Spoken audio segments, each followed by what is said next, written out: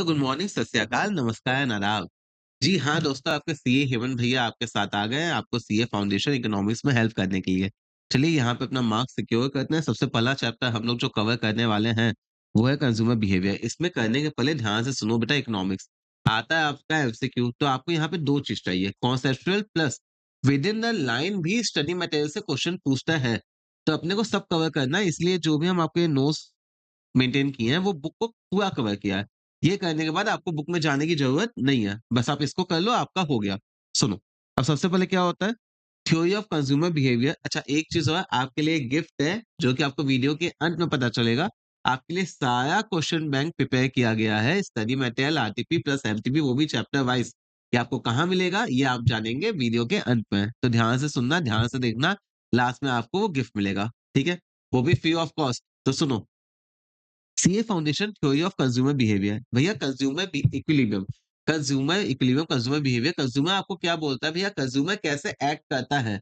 उसको सामान चाहिए, भैया सामान चाहिए, उसके लिए रिसोर्सेज लिमिटेड होते हैं, तो वो कैसे क्या चॉइसेस करता है, ये सारी चीजें अपन यहाँ पे देखेंगे। प्लस इस चैप्टर में हमें ये भी देखना है कंज्यूमर अपना हैप्पी कब हो जाता है। हैप्पी मतलब इक्विलिब्रियम पे कब आता है, ठीक है? चलो, सबसे पहले नेचर ऑफ ह्यूमन वांट। भैया ह्यूमन वांट हमारी क्या होती है?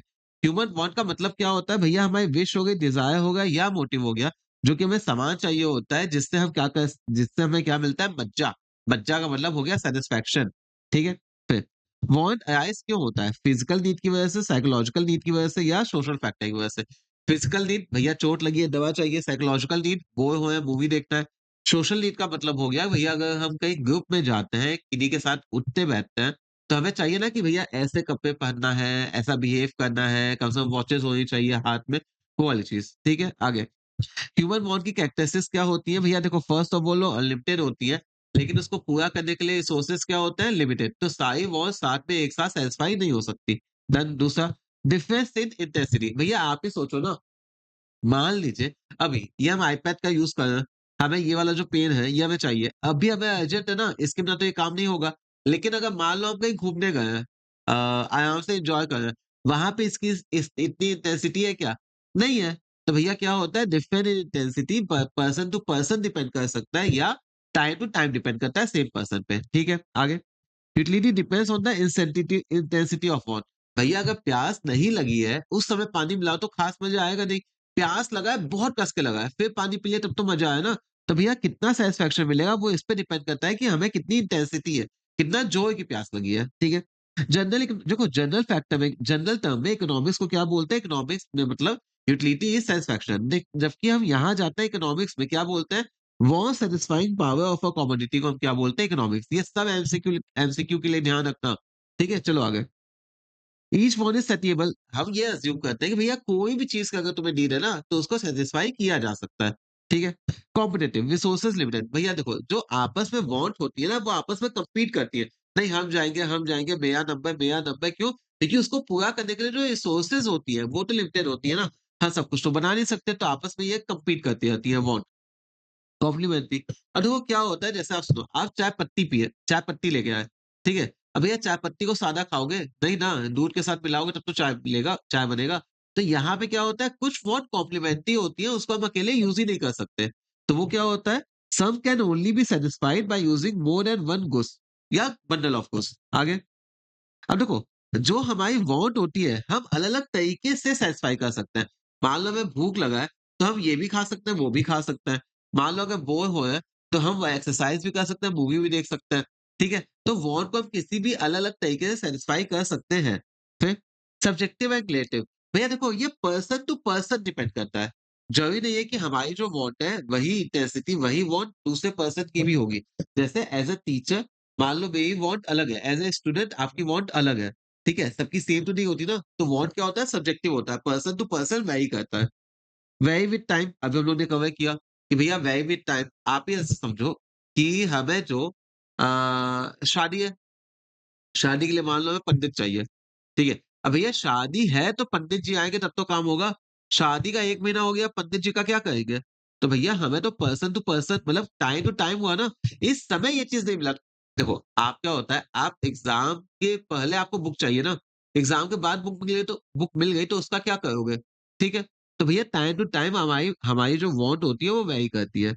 Some are recurring, some are not. आप देखो, भैया जैसे कि हमें खाना रोज़ खाना होता है, लेकिन कोई प्रोजेक्ट में हुआ, हमें कहीं जाना है, हमें मान लो कहीं ट्रैवल करना है, तो उसके लिए हमें कोई ट्रांसपोर्टेशन का मीन्स चाहिए, वो तो एक पर्टिकुलर पर्पज़ हो गया ना, एक बार का इवेंट हो गया ना। तो ये क्या हो गया? रिकरिंग भी हो सकता है, नॉन रिकरिंग भी हो सकता है। फिर रिकरिंग का मतलब होता है रेपिटेटिव, रेपिटेटिव। ठीक है? अगला क्या है? वांट में बिकम, भैया जो तुम्हारी ज़रूरत है, वो आदत में भी बदल सकता है। और भैया या कस्टम, कस्टम मतलब जो सोसाइटी के लिए, सोसाइटी को देख के जैसे बिहेव करते हैं। वांट में बिकम हैबिट या कस्टम। देखो ये सारी चीज़ें ना आपके एमसीक्यू में आ सकता है, इसलिए बुक का सारा पॉइंट कवर किया हुआ है। ठीक है? चलो, चाहो तो इसको शॉर्ट में कहीं लिख लेना। मे बी सैटिस्फाई में हो गया था डन।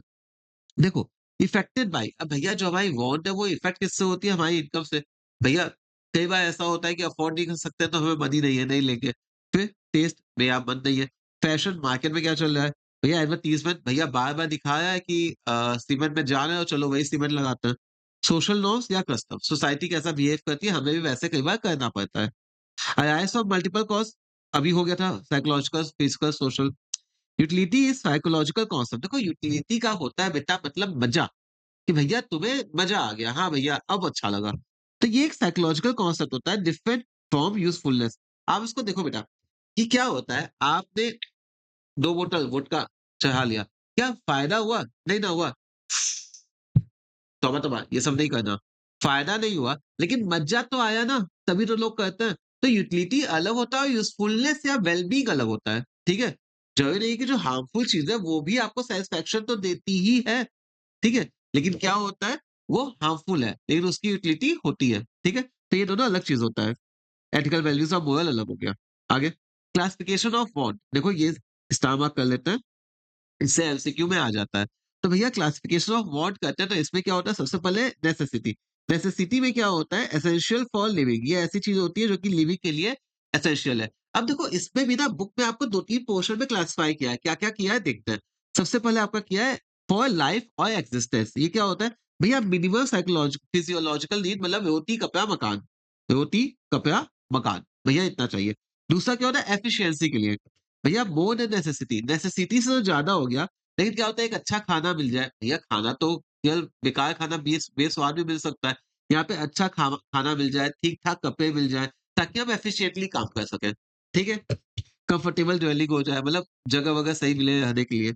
कन्वेंशनल नेसेसिटी का मतलब क्या हो जाता है, ना ही हमें ज़रूरत है, ना ही हमें कोई दिक्कत है उससे, लेकिन क्योंकि हम सोसाइटी में रहते हैं तो हमें वैसा बिहेव करना होता है, ठीक है? जैसे कि मान लो आप कोई फंक्शन में जाते हो, तो आप घर के कपड़े पहन के तो नहीं ना जाओगे, वहाँ पे एक आपको प्रॉपर ड्रेस चाहिए, ये वही हो जाता है। Due to pressure of habit या सोशल नॉर्म्स होता है या कस्टम होता है।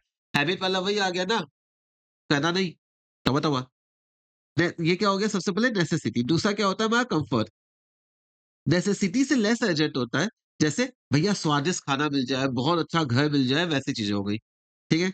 लग्ज़री, भैया ये तो है ना सुपरफ्लुअस और एक्सपेंसिव नीड होती है, ज़रूरी है नहीं लिविंग के लिए लेकिन अपन करते हैं, शौक क्या है? विंटेज कार हो गया, पेंटिंग्स हो गया, ये सब हो गया, ठीक है? बहुत महँगे कपड़े हो गए, ब्रांडेड वाले हो गए, तो ये सब लग्ज़री वाला ही तो हो गया ना, ठीक है? अब सुनो, अ, थिंग व्हिच इज़ अब आप इसको समझो बेटा, जो हम पहले के ज़माने में ट्रांसपोर्ट करना या फिर जैसे फ़ोन की बात करते हैं, ठीक है? पहले के ज़माने में भैया गाना होता था, चिट्ठी आई है, चिट्ठी आई है। अब यहाँ पे तो क्या होता है भैया, आज के डेट में फ़ोन तो नेसेसिटी बन गया है।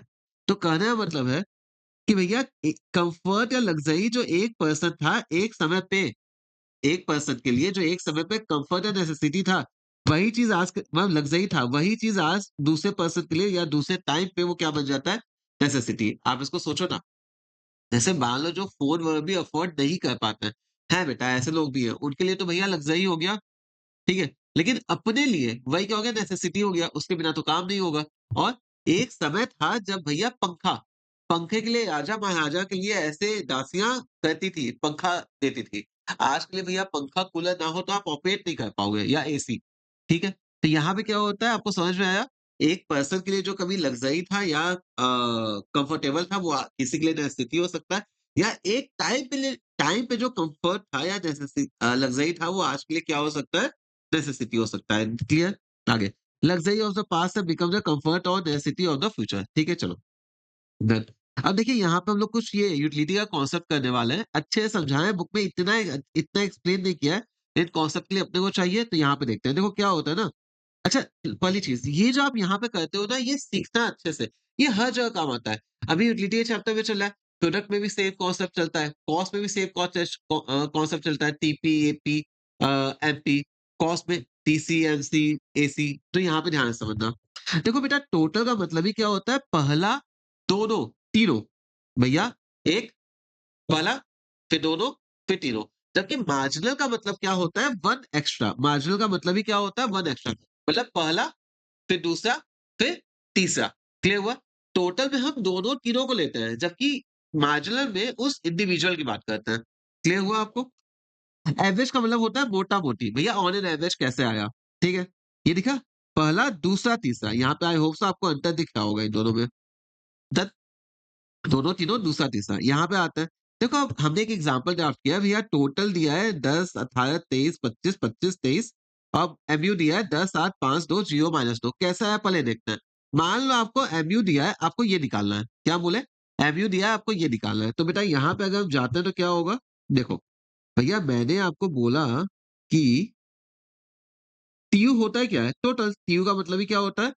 टोटल। तो भैया एक बात बताओ, पहले का 10 एक्स्ट्रा, दूसरे का 8 तो भैया दोनों का मिला के कितना हो गया? 18 ऐसे ही पहले का 10 दूसरे का 8 तीसरे का 5 तो भैया तीनों का कितना हो गया? 23 तो क्या आप बोल सकते हैं TU2 equal to MU1 plus MU2 TU3 equal to MU1 plus MU2 plus MU3 और TUN का मतलब सिग्मा MU हो गया ना? जितना चाहिए हमें उतना MU प्लस कर देंगे। ये हो गया अपना TU का। अब देखो यहाँ पे एक मार्जिनल का समझो। 2 फॉर्मूले होते हैं, कब कौन-सा यूज़ होता है ये समझिए। मार्जिनल में होता है अगर तुम्हारे पास लगातार यूनिट गिवन है 5, 6, 7, 8, 9 कॉन्सेक्यूटिव यूनिट गिवन तो आपका क्या होता है 5 से 6 आया भैया 50 से 70 हो गया। तो भैया ये बताओ एक्स्ट्रा कितना आया? भैया अगर एमयू 6 निकालना है तो भैया छठे देखो ये क्या दिखा है?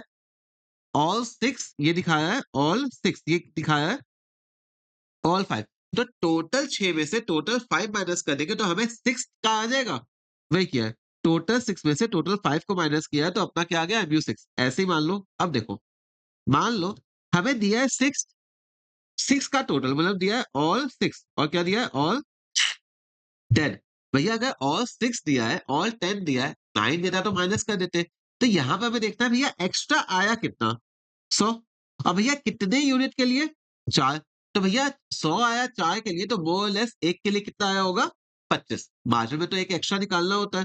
देखो यहाँ पे क्या हो गया MU N equal to TU N minus one एक पहले वाला ये क्या हो गया MU equal to delta TU by delta Q that अच्छे से क्लियर होता है आपको। चलो आगे यहाँ पे जाएंगे अब होता है हमारे कुछ फॉर्मूले देखो फॉर्मूले होते हैं ना उसको मैंने समराइज कर दिया है यहाँ पे तब आराम से इसको गो थ्रू कर सकते हो।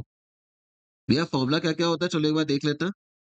फॉर्मूला हमारा होता है सबसे पहले टीयू का। एक तो सिग्मा एमयू हो गया और देखो अच्छा यहाँ पे ये देख लेते हैं। भैया एयू तो बड़ा सिंपल होता है। एयू क्या होता है ऑन एन एवरेज तो total unit by total utility by quantity. तो भैया यहाँ पे तो सीधा डिवाइड होके आ गया इसकी वैल्यू तो हो जाएगी। चलो क्लियर हो जाए ना? डन? आगे चलते हैं। चलो ये आपका हो गया। अब देखो यहाँ पे हो गया यहाँ पे। अब यहाँ पे अगर बेटा हमें पता है टीयू एन बाय ये अपना क्या होता है एयू। तो भैया यहाँ पे अगर ये एयू होता है तो इसको इंटू नहीं कर सकते। तो ये आ गया ना। मार्जिनल का मतलब क्या होता है टीयू एन माइनस वन या delta TU by delta N. Average का मतलब टीयू बाय क्यू। क्लियर हुआ है? कोई दिक्कत? चलो आगे। अब आता है relationship between TU and MU. देखो हम बताए ना रिलेशनशिप का मतलब बड़ा आसान होता है। फोटो की शक्ल ध्यान कर लो, आपको रिलेशनशिप आ जाएगा। क्या हम बोले? फोटो की शक्ल ध्यान कर लो, आपको रिलेशनशिप आ जाएगा। ये देखो, अगर फोटो में जाएँगे, यहाँ पे देखो, यहाँ तो फिर से ऊपर गया, तो यहाँ पे क्या हो रहा है? धीरे-धीरे जा रहा है ना ऊपर, ठीक है? तो भैया यहाँ पे जो आपके स्टडी मेटल में कवर किया है, उतने में क्या दिया है कि भैया ये फेस दिया है। जब ये धीरे-धीरे ऊपर जाता है, तो ये क्या होता है एमयू डिक्लाइन होता है लेकिन पॉजिटिव रहता है। TU increases at a decreasing rate, MU decreases but remain positive. दूसरी चीज़ जब ये अपना मैक्सिमम पे आ गया, तो भैया ये क्या हो जाता है अपना 0। टीयू मैक्सिमम पे आता है, कांस्टेंट होता है तो ये 0 आ गया। जब ये डिक्लाइन करता है, तो भैया एमयू क्या हो जाता है अपना नेगेटिव।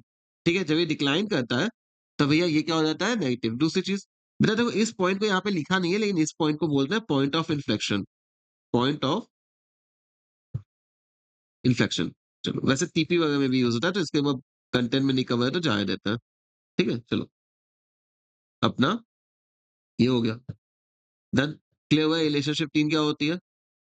ठीक है ना? ये डायग्राम ध्यान रखो, आपसे हो जाएगा। फास्ट रिवीजन करते हैं, ठीक है? आगे, लॉ ऑफ डीएमयू, देखो लॉ ऑफ डीएमयू क्या बोलता है ना, डिमिनिशिंग मार्जिनल यूटिलिटी। सबसे पहले देखो, मार्जिनल का मतलब ही क्या सीखे? 1 एक्स्ट्रा और सैटिस्फैक्शन। ये बोलता है कि जैसे-जैसे as a consumer take more unit of quantity. देखो, अब तुम्हें ऐसा बताते हैं। पानी, प्यास लगी है, पानी पिए। पहला ग्लास पानी पिए, मज़ा आया? हाँ सर, मज़ा तो आया। दूसरा ग्लास पिए, मज़ा आया? हाँ सर, प्यास तो लगी थी, मज़ा तो आया। उतना ही आया कि कम आया? देखो, पहले में तो इंटेंसिटी ज़्यादा थी ना, तो पहले में तो एकदम आनंद आ गया, भाई स्वर्ग मिल गया। दूसरे में मज़ा आया, उतना नहीं आया। फिर एक समय के बाद क्या होगा, पिट्ठू फुल हो जाएगा, उसके बाद क्या कर दोगे, वोमिट। तो यूटिलिटी क्या हो जाएगी, नेगेटिव। तो जैसे-जैसे हम कंज़्यूम करते हैं, वैसे-वैसे में जो हमें एक्स्ट्रा सैटिस्फैक्शन मिलता है, वो क्या होता है, कम होता चलता है। As a consumer take more unit of goods, the extra satisfaction that it derives from one extra unit goes on falling. जो एक्स्ट्रा सैटिस्फैक्शन एक्स्ट्रा यूनिट से मिलता है, वो कम होता रहता है। इसके assumptions क्या है, सबसे पहले भैया देखो क्या होता है, गर्म ठंडा पानी की बात नहीं की है, जो सारी यूनिट होती है वो क्या होता है, आइडेंटिकल होता है। दूसरी चीज, हमारी जो हैबिट है, टेस्ट है, ट्रीटमेंट है और जो इनकम है, ठीक है, ये सारी चीज हमारी क्या है, सेम है, ये चेंज नहीं होती है। पहले में क्या बोला है कि भैया गर्म ठंडा पानी वाली बात नहीं है और हैबिट वगैरह चेंज नहीं होता। दूसरा, यूनिट, भैया चुल्लू भर पानी में मत डूब मरो, एक चम्मच पानी मत पियो, भैया एक ग्लास पानी पियो। मतलब स्टैंडर्ड यूनिट हम कंज्यूम करते हैं, not a spoon full of water. ठीक है भैया, चुल्लू में पानी में भैया एक चुटकी सिंदूर की कीमत तुम क्या जानो रमेश बाबू, यहाँ पे वो नहीं लगाना है। ठीक है, एक डब्बी सिंदूर चाहिए। आगे, अब सुनो, हम बोलते हैं सुबह तुम्हें प्यास लगी, पानी दिए, फिर तुम्हें दिन भर पानी दे दिए, फिर पानी दे रहे हैं, तो इंटेंसिटी ज्यादा हो सकती है ना। तो भैया यहाँ पर तो डीएमयू पिट गया। तो ये क्या बोलता है, पानी लगातार पीना है, कंजप्शन लगातार होना चाहिए। ठीक है, नॉट अप्लाई। भैया देखो, अब यहाँ पे क्या होता है यार, सोना मिल गया, सोना मतलब गोल्ड, और मिल गया और मजा आया, और मिला और मजा आया, तो यहाँ पे डीएमयू मिलेगा नहीं, तो ये कैश या गोल्ड पे नहीं लगता है। ग्रेटर क्वांटिटी में increase the lust for it. ठीक है, शेप ऑफ यूटिलिटी कर्व में बी इफेक्टेड बाय। अब देखो क्या होता है ना, जो यूटिलिटी कर्व का शेप होता है, ये इस पे डिपेंड करता है कि भैया हमें इससे मजा मिल रहा है, क्या इसका कोई कॉम्प्लीमेंट है, क्या इसका कोई सब्स्टिट्यूट है। तो जो शेप ऑफ यूटिलिटी कर्व है, वो इस पे डिपेंड करता है कि भैया प्रेजेंस और absence of article which are substitute और कॉम्प्लीमेंट, जिसके सब्स्टिट्यूट और कॉम्प्लीमेंट अवेलेबल होता है। डन। ये हमारी क्या थी, 5 तो assumptions of DMU.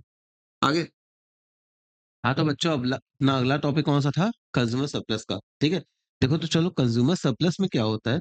Consumer surplus का मतलब ये होता है कि कंज्यूमर को कितना वेलफेयर हुआ, कंज्यूमर को कितना एक्सेस मिला है। देखो, अपने अपने पहले ना समराइज़ में करते हैं, फिर यहाँ से देख लेंगे। कंज्यूमर सरप्लस का मतलब क्या होता है? हमें एक्स्ट्रा कितना मिला, जो हम देने के लिए तैयार थे। एग्ज़ाम्पल, अगर मान लो कि हम किसी चीज़ को खरीदने के लिए 10 देने के लिए तैयार थे और वो हमें 7 ही में मिल गई, तो ₹3 का हमें एक्स्ट्रा खुशी होगा। उसी को बोले कंज्यूमर सरप्लस। पता मेजर ऑफ वेलफेयर और that people gain from consuming goods and services when price is less than equal to the willing to pay, willingness to pay। भैया मतलब कि प्राइस उससे कम है या उसके बराबर है। अगर उसके बराबर है तो कंज्यूमर सरप्लस 0 हो जाएगा, उससे कम होगा तो भैया हमें इतनी खुशी मिलेगी, भैया सस्ता मिल गया। The potential consumer purchase the goods, consumer surplus difference between the total amount consumer is willing to pay and total amount they actually pay. ठीक है, इसका डिफरेंस होता है। मार्शल भाई साहब ने कंज्यूमर सरप्लस के बारे में बोला था, excess of price which a consumer would be willing to pay rather than goes without over which he actually pays। देखो, समझो, होता क्या है, कंज्यूमर क्या है, 10 रुपए तक दे देगा खरीदने के लिए, लेकिन उसको चाहिए सामान 11 होगा तो नहीं लेगा, तो भैया उतना तो देगा। ठीक है, और उसने दिया कितना, मान लो उसने दिया 6 रुपए, तो 4 रुपए का उसका फायदा हो गया। क्या, रेडी टू पे माइनस एक्चुअली प्लेस। अभी देखो ये डायग्राम देखो, यहाँ पे अगर जाएंगे दिया, तो यहाँ पे देखो, ये एक्चुअल प्राइस है और नहीं, ये एक्चुअल प्राइस है, कंज्यूमर यहाँ तक पे कर देता था। देखो डिमांड कर्व क्या दिखाता है, total area below demand curve, ये तो बात की बात होती है। डिमांड कर्व ये दिखाता है कंज्यूमर किस दाम पे कितना पे करने के लिए तैयार है, प्राइस एंड क्वांटिटी डिमांडेड का रिलेशनशिप। ठीक है, इस प्राइस पे इतना डिमांड हो रहा है, लेकिन इतना डिमांड हो रहा है, कंज्यूमर इतना पे कर इतना ही पे किया है, तो ये जो डिफरेंस हमें दिखा है ना, ये हमारा क्या हो जाता है, उसने इतना कम पे किया, इसका मतलब यही हमारा क्या हो गया, कंज्यूमर सरप्लस। ठीक है, total area below the demand curve and above the price. क्या बोला, डिमांड कर्व के नीचे लेकिन प्राइस कर्व के ऊपर, या है ना प्राइस की लाइन, इसके ऊपर is a consumer surplus. Consumer welfare same चीज होता है, बस लिखा हुआ है derive from the goods benefit of the consumer gets from consumer the goods minus consumer actually paid. Same कहानी है, बस इसको कंज्यूमर वेलफेयर भी कहते हैं। It is buyer net gain from the purchasing, net gain हो जाता है। अब देखो प्राइस बढ़ेगा, देखो कंज्यूमर क्या था, 10 रुपए देने के लिए तैयार था, वो 6 दिया, 4 का उसको सरप्लस मिला। अगर वही दाम 7 हो गया तो 3 का सरप्लस मिला, 8 हो गया तो 2 का मिला, 9 हो गया तो 1 का मिला, 10 हो गया तो मिला ही नहीं। मतलब प्राइस अगर राइज होगा तो कंज्यूमर सरप्लस कम होगा, प्राइस कम होगा तो कंज्यूमर सरप्लस इंक्रीज हो जाएगा। आगे देखो यहाँ पे, अब देखो यहाँ पे इस एरिया को देखना, देखो पहले उसको ये मिलता था, अब क्या हो गया उसका, अब उसका ये वाला पोर्शन हो गया। अब इसको बहुत ध्यान से देखना बेटो, ये जो इसमें ये वाला पोर्शन आया ना, ये तो एग्जिस्टिंग कंज्यूमर्स का हो गया। क्या हम बोले, इसमें जो ये वाला पोर्शन आया, ये आपका येलो वाला, ये हो गया मैं एग्जिस्टिंग कस्टमर्स का, ये बी वाला हो गया। लेकिन अब भैया सस्ते होने की वजह से कुछ और लोग भी तो लिए होंगे, तो ये वाला जो पोर्शन हमारा हो जाता है वो क्या हो गया, हमारे न्यू कस्टमर्स का। क्लियर हुआ आपको बी और सी, ये आपका बी सा, ये सी हो गया। तो कस्टमर सरप्लस में ये डिफरेंस आया प्राइस कम होने की वजह से, पी से प्राइस कहाँ गई है, P1 पे गई है। तो भैया कुछ तो कस्टमर थे, उनको सस्ता पड़ गया तो वो ज्यादा ले लिए, या वो खुश हो गए, प्लस कुछ कस्टमर्स जो पहले नहीं अफोर्ड कर पाते थे उन्होंने अब अफोर्ड कर लिया, तो वो भी ले लिए। डन, चलो आगे। एप्लीकेशन, इसका एप्लीकेशन मतलब कि इसका यूज कहाँ कहाँ होता है, सबसे पहले देखो एमसीक्यू पेपर है, थ्योरी क्वेश्चन से आ सकता है, इसलिए यहाँ पे मेंशन कर दिया।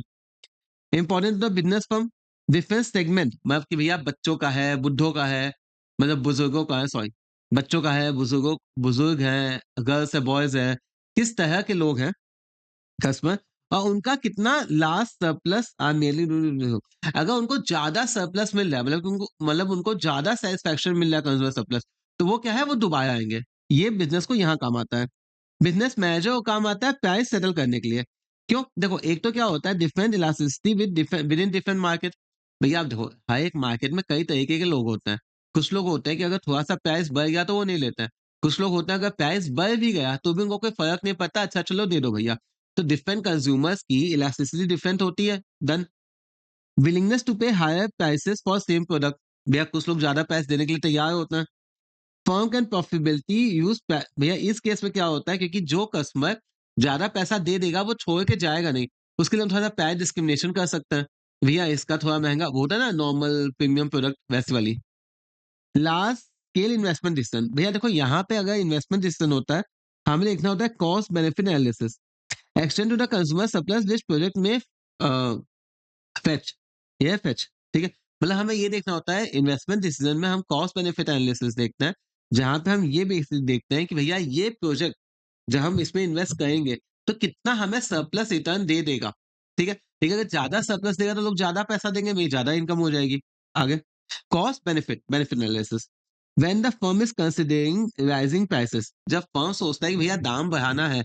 अब सोचो अगर कंज्यूमर सरप्लस ज्यादा है तो वो दाम थोड़ा बढ़ा सकता है, लेकिन अगर कंज्यूमर सरप्लस कम है, थोड़ा सा भी दाम बढ़ाएगा तो भैया कस्टमर छोड़ के जा सकता है ना, तो इस चीज का ध्यान देना होता है। Consumer enjoys a small amount of surplus may not buy at a higher price. Guidance to finance minister, अब भैया फाइनेंस मिनिस्टर वो टैक्स लगाते हैं ना।